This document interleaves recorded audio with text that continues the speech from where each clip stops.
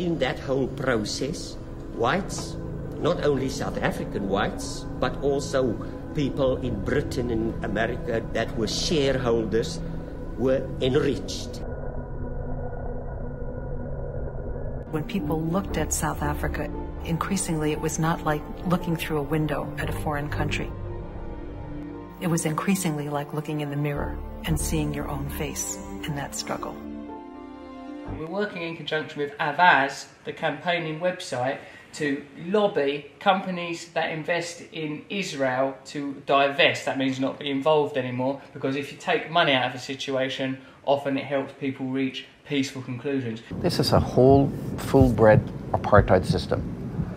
If you have seen the character of the Israeli oppression of the Palestinian people, you will never forget it. It is so systematic, it's so brutal, it is so merciless. And who are responsible for the policy of apartheid? It is not only the white people of South Africa.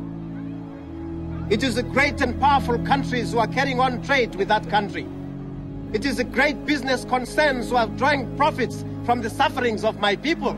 South African activists had been fighting to isolate the apartheid regime for over a decade, but the governments of major Western countries refused to support economic sanctions. In England, activists focused their campaign on one of the oldest and most powerful banks in the world, Barclays. When you're dealing with money, isn't it nice to know you can get a helping hand? You can, at Barclays Bank.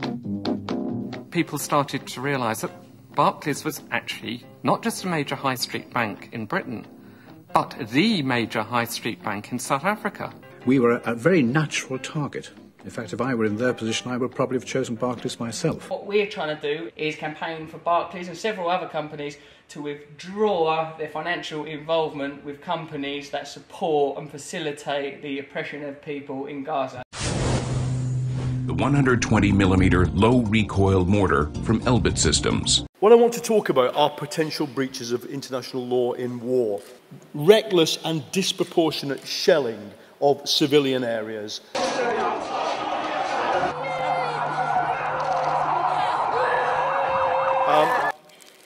Bits and bobs of the shrapnel that was from the southern impact. The Spear's unique design significantly reduces recoil load, enabling you to fire for the first time a full-range 120mm mortar mounted on a lightweight wheeled vehicle.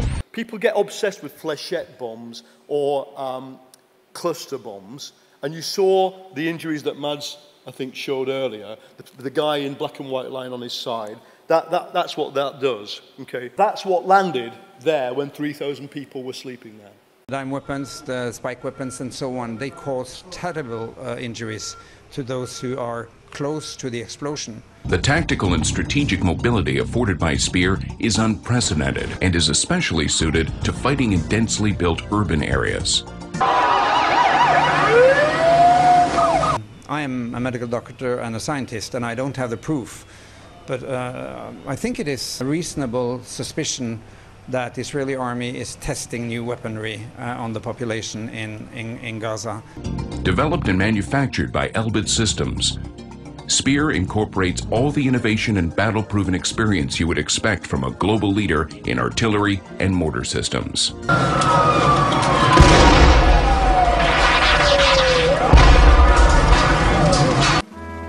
Going to shareholders' meetings was a joy.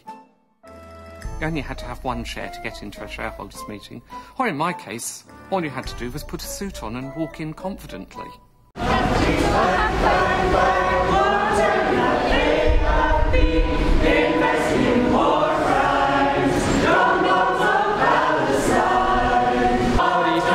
While you're in the bank? Because you need to phone the police, yeah? Yeah, I have. Yeah, they're on their way. Yeah. A free service to help customers get online. I'm Sam, come in and I'll make you a cup of tea. I would love to go on the internet and contact my nephew, who I haven't seen for about 3 years. Come down to Barclays. We just want to help you talk to your nephew. You won't be like investing it in bombing like other people's nephews and that, will you? Oh no, we wouldn't do that. Just give us your money. That's right, sign up.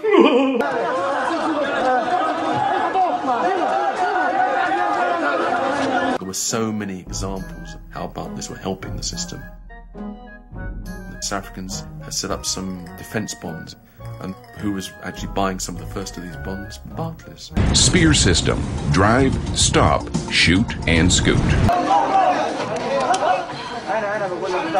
The main problem was that the general manager in South Africa appeared on television in South Africa waving the bond like this, saying, "Look what good boys are we." And that was a mistake. South Africa, apartheid, Barclays pay the price.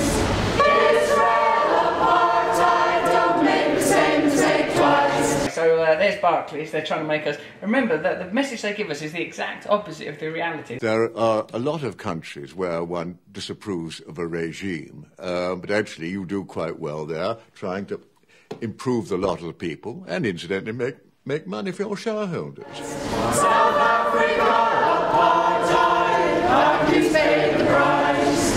Israel, apartheid, don't make the same mistake twice. I suppose if we're aware of the reality of what they do, then we do have power to influence them. A lot of people said, oh, it's just a pathetic kind of gesture and it wouldn't make any change. But as a result of that, Barclays lost £7 billion worth of business. We know that money's behind everything, so if we affect the money, we can affect the outcome. In 1969, I think we got about 40% of the total number of new students' accounts going in this country.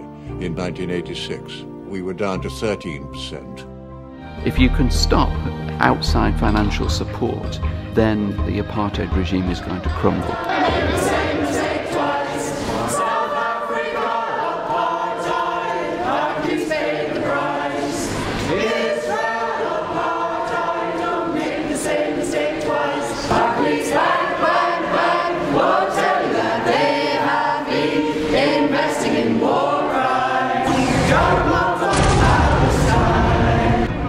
We went from a campaign which is something that, you know, maybe just 2 or 3 people from our local groups would be involved in doing, but yet reached over the years literally hundreds of thousands, if not millions of people. South Africa, apartheid, Barclays pay the price.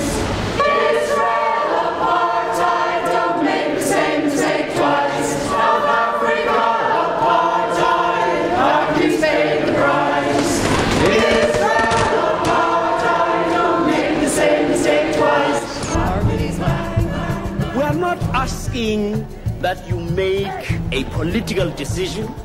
We're not asking you to make an economic decision.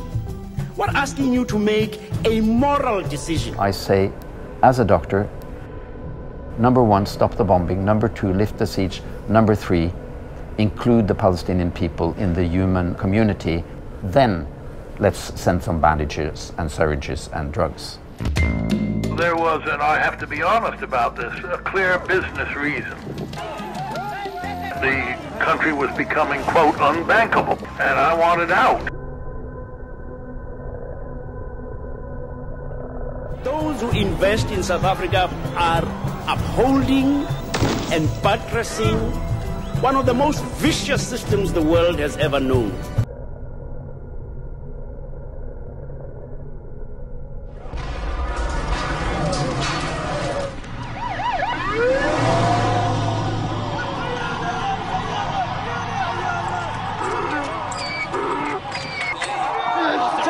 $12,000 to 13,000 Palestinians have been killed or injured during 50 days.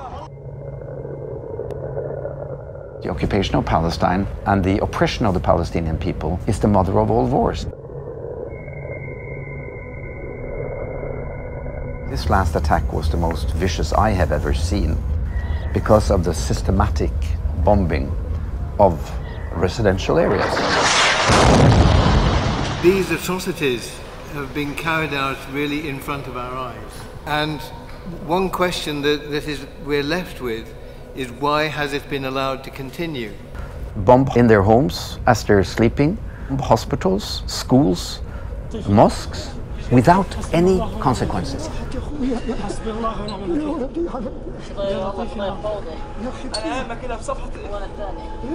The Israeli impunity is one of the largest moral challenges of our time.